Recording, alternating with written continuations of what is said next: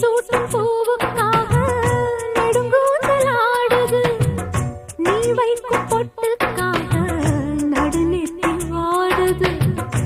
ஆத்தாடி ஒன்னத்தானே உயிர் நாடி தேடுது, காவேரி எங்கே போகும் கடல் வந்து கூடுது.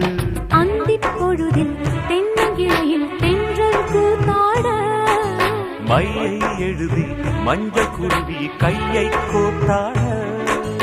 அடங்காத ஆசை கொண்டு நானும் போராட,